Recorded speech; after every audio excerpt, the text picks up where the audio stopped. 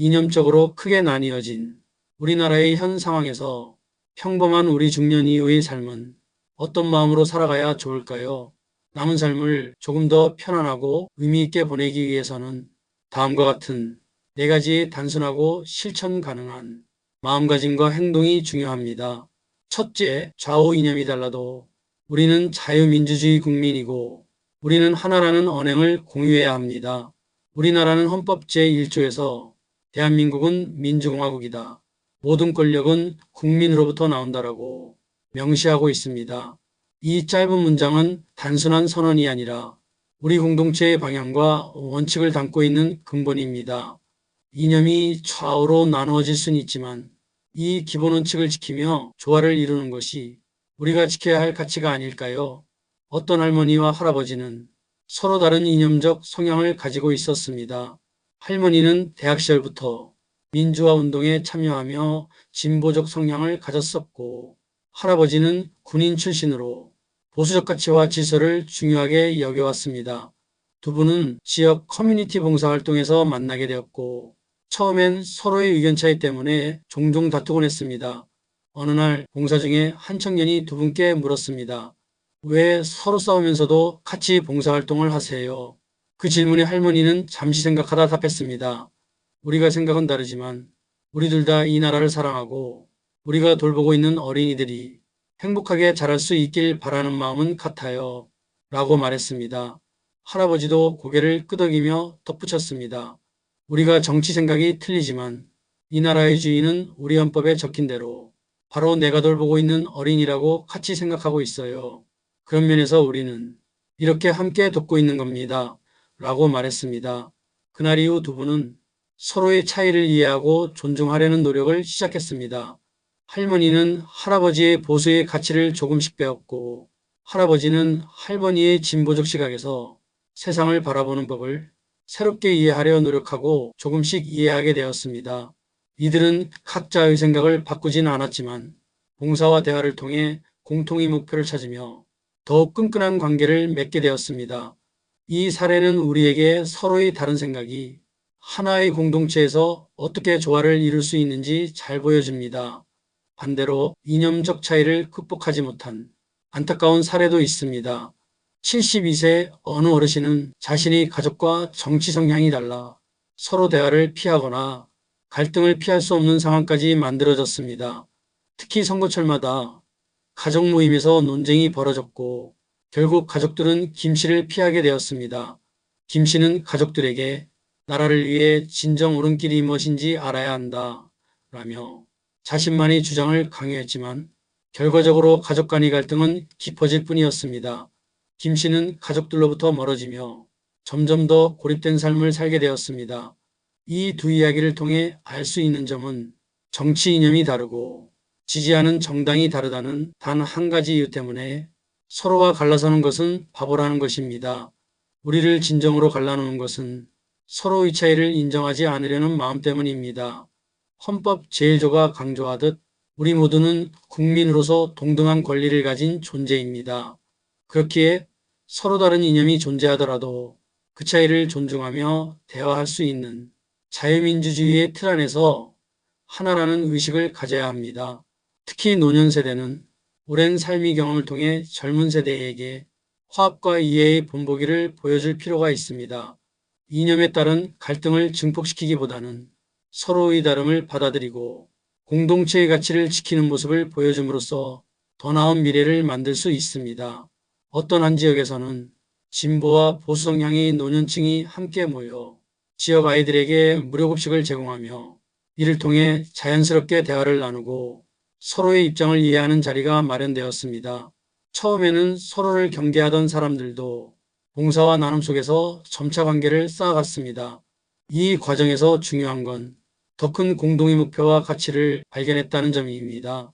자유민주주의는 이처럼 다름을 인정하고 함께 나아가는 힘입니다.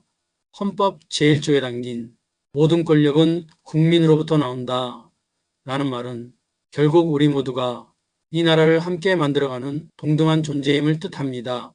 좌우 이념이 다르더라도 우리는 같은 자유민주주의 하에서 살아가는 국민이며 이 땅에서 함께 행복을 추구하며 살아갈 수 있는 자세가 되어 있는 사람들입니다.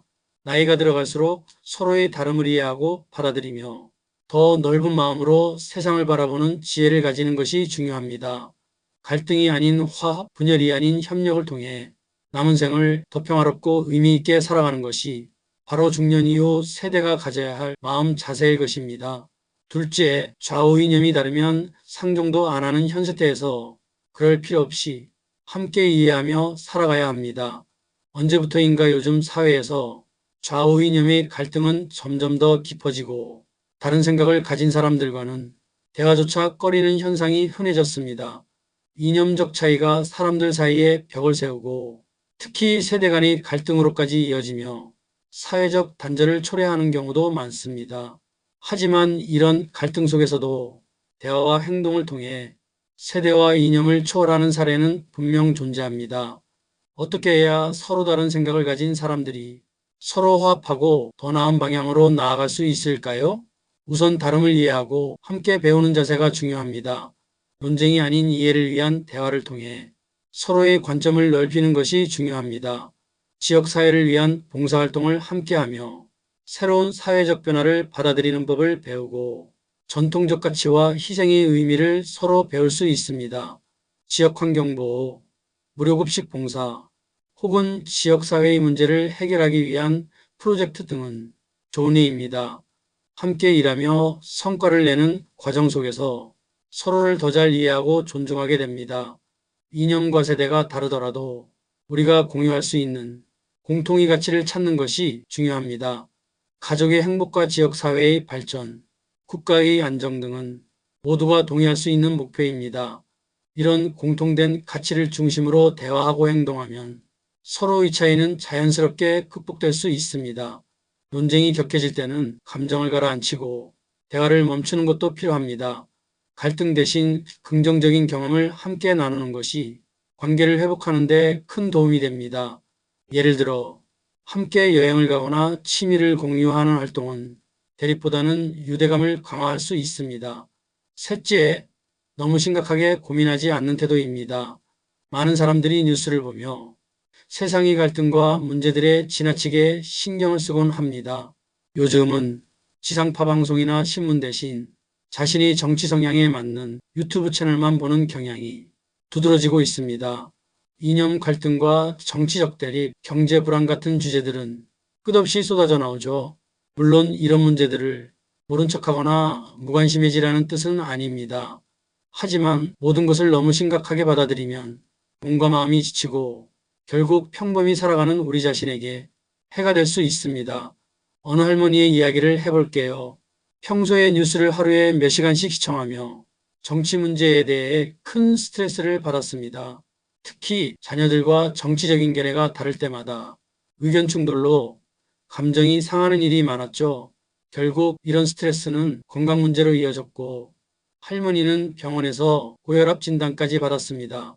그러던 어느 날 손주가 할머니에게 공원 산책을 같이 가자고 말했습니다. 위험해서 구해준 꼴이 된 것입니다.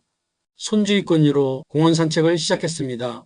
매일 30분씩 걸으면서 할머니는 마음의 여유를 되찾았고 이전처럼 뉴스에 얽매이지 않게 되었습니다. 더 중요한 건 가족과의 관계도 훨씬 좋아졌다는 겁니다.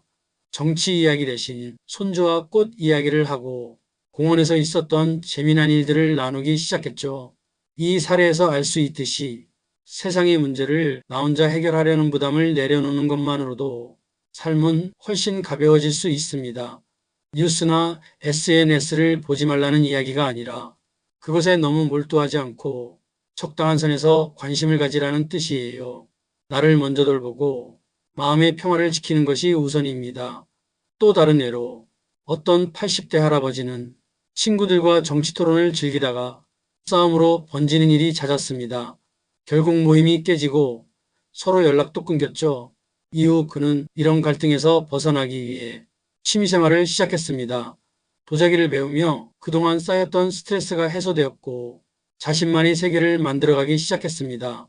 어느 순간 그는 더 이상 정치 이야기에 큰 관심을 두지 않았고 삶이 훨씬 단순해졌다고 합니다. 결국 너무 심각하게 고민하지 않는 태도는 내 마음의 평화를 지키는 첫걸음입니다. 세상의 문제는 언제나 있겠지만 그 속에서 내가 할 수 있는 것과 할 수 없는 것을 구분하며 너무 깊게 몰입하지 않는 지혜가 필요합니다. 남은 생은 나 자신에게 집중하며 가볍고 행복하게 보내는 것이 훨씬 더 가치 있는 일이 아닐까요? 셋째, 이념의 갈등 시대에서 평범한 우리 중년 이후의 삶의 자세는 내 주변부터 따뜻하게 만드는 노력입니다. 세상이 아무리 갈등으로 시끄럽더라도 내가 속한 가족과 이웃, 그리고 가까운 사람들과의 관계를 따뜻하게 유지하는 것이 내 삶을 더욱 행복하게 만드는 기본입니다. 멀리 있는 문제보다 가까이 있는 사람들과의 관계가 내 삶에 훨씬 큰 영향을 미친다는 것을 기억해야 합니다. 내 주변부터 따뜻하게 만들기 위해 중요한 것은 내가 먼저 따뜻한 마음으로 다가가는 노력입니다. 자녀와 손주, 이웃들에게 작은 관심과 사랑을 표현하는 일은 관계를 더욱 단단히 만드는 출발점이 됩니다. 특히 나이가 들수록 내가 이렇게 했는데 왜 날 몰라주지? 라는 생각보다는 나는 지금 이 순간 그들에게 어떤 기쁨을 줄 수 있을까? 라는 마음가짐이 필요합니다. 이를 통해 오히려 가족들에게 존경받고 따뜻한 관계를 유지할 수 있습니다. 주변을 따뜻하게 만드는 노력은 이 단순한 행동에서 시작됩니다. 가족과 함께 식사 시간을 늘리고 손주에게 작은 선물을 건네고 이웃에게 먼저 인사를 건네는 사소한 것들이 큰 변화를 가져올 수 있습니다. 내가 조금 더 따뜻한 사람이 되면 그 따뜻함이 주변으로 퍼져나가고 결국 내 삶도 더 풍요로워집니다. 내가 속한 작은 공동체에서 따뜻함을 전하려는 노력은 세상이 어떤 이념적 갈등보다 더 행복을 가져다 줍니다. 가족과 이웃을 위해 내가 먼저 변한다면 남은 생은 그 자체로 충분히 아름답고 행복해질 것입니다. 마지막으로 배우고 즐기는 마음을 가지는 것입니다. 나이에 상관없이 새로운 것을 배우고 경험하는 마음가짐은 삶에 활력을 줍니다. 특히 나이가 들수록 일상의 변화를 주고 새로운 것에 도전하는 태도는 몸과 마음 모두를 건강하게 만들어줍니다. 68세에 퇴직한 김영호 씨의 이야기를 들어볼까요? 김 씨는 퇴직 후 하루 종일 TV만 보거나 시간을 허비하며 스스로 쓸모없는 사람처럼 느껴졌습니다. 몸도 점점 무거워지고 우울감이 깊어지던 어느 날 우연히 아내의 추천으로 노인복지센터에서 진행하는 캘리그래피 수업에 참여하게 됐습니다. 처음엔 내가 이 나이에 무슨 글씨를 배워 라며 부정적인 태도로 시작했지만 차츰 그 과정 속에서 소소한 기쁨을 느꼈습니다. 글씨를 쓰며 집중하다 보니 불안감과 우울한 생각이 사라졌고 완성된 작품을 보며 성취감도 느낄 수 있었습니다. 김 씨는 캘리그래피를 배우는 과정에서 새로운 친구들도 사귀고 전시회에 작품을 출품할 만큼 실력을 쌓았습니다. 무엇보다 배움과 도전이 그를 더 활기차게 만들었고 그는 퇴직 후 처음으로 내 삶이 의미 있다고 느꼈다 라고 말했습니다. 반대로 75세의 이정석 씨는 주변에서 새로운 것을 배워보라는 권유를 받았지만 내가 무슨 나이에 그런 거래? 라며 거절했습니다. 그 결과 그는 점점 외로움 속에 빠져들었고 하루하루가 단조로운 반복의 연속이었습니다. 주변 사람들과의 관계도 끊기고 건강 상태도 악화되며 삶의 질이 크게 떨어졌습니다. 이 두 사례를 비교해보면 배우고 즐기려는 태도가 얼마나 큰 변화를 가져오는지 알 수 있습니다. 김영호 씨처럼 새로운 것을 배우는데 두려움을 넘어서면 삶이 활력으로 가득 차고 더 나은 관계도 만들어집니다. 이정석 씨의 경우처럼 도전을 두려워하면 삶의 무게는 더 커지고 즐거움은 점점 사라지게 됩니다. 새로운 것을 배우고 즐기는 마음은 꿋꿋한 것이 아니어도 됩니다. 취미로 시작한 그림 그리기, 악기 배우기나 요가와 걷기, 간단한 활동도 좋습니다. 어떤 노인은 매일 공원에서 외국인을 만나 영어로 대화하는 것을 취미로 삼아 70대의 영어 실력을 키우기도 했습니다. 또 다른 노년층은 스마트폰 사용법을 배우거나 나아가 유튜브 만드는 법도 배워서 가족과 사회에 봉사하고 소통하는 재미를 느끼게 되었다고 합니다. 이런 노력들은 단순히 시간 때우기가 아닙니다. 나 자신을 더 성장시키고 남은 생을 더 풍요롭고 의미 있게 만들어주는 과정입니다. 배움을 통해 얻는 즐거움은 단순한 재미를 넘어 삶에 대한 새로운 자신감과 긍정적인 태도를 심어주는 원동력이 됩니다. 이때 기억해야 할 것은 배움은 결과보다 과정이 중요하다는 점입니다. 무엇을 배우든 얼마나 잘하든 상관없이 도전하는 마음 자체가 이미 큰 변화입니다. 새로운 것을 배우고 즐기는 태도로 남은 생을 채워간다면 좌우 이념적 갈등이나 세상 문제에 휘둘리지 않고 더 행복한 삶을 살아갈 수 있을 것입니다. 결론적으로 말씀드리면 이념적 차이를 넘어서 좌우가 함께 나아가기 위해서는 무엇보다 서로 이해와 존중의 자세가 필요하다는 말씀입니다. 서로를 배척하기보다는 함께 대화하고 행동하며 공통된 목표를 찾아가는 과정은 세대 간의 단절까지도 해소하고 더 나은 사회를 만들어가는 기반이 될 것입니다. 나이가 들수록 더 넓은 마음과 지혜로 서로 소통하며 이념 갈등에 있어서 화합이 본보기가 되는 것은 중년 이후 세대가 할 수 있는 가장 큰 역할일 것입니다. 무엇보다도 남은 생은 단순하게 살면서도 이 나라와 우리 이웃에 좋은 영향을 미칠 수 있는 방법을 찾아가는 것이 아닐까요? 너무 크고 무거운 이야기를 하려 하지 말고 좌우 다름을 인정하며 서로 주어진 하루를 조금 더 의미 있게 살아가려는 마음이 가장 중요합니다. 어려운 시대를 살아갈수록 나라와 이웃에 조금이라도 도움되는 언행과 함께 우리 공동체를 건전하게 지키려는 기본에 충실한 삶을 살아가야겠습니다. 그렇지 않으면 우리 모두 이념의 공동피해자가 될 수도 있습니다. 오늘 영상이 어떠셨나요? 여러분의 의견을 댓글로 부탁드리며 구독과 좋아요로 지혜를 계속 함께 나눕시다. 이상 지혜로 채널이었습니다. 감사합니다.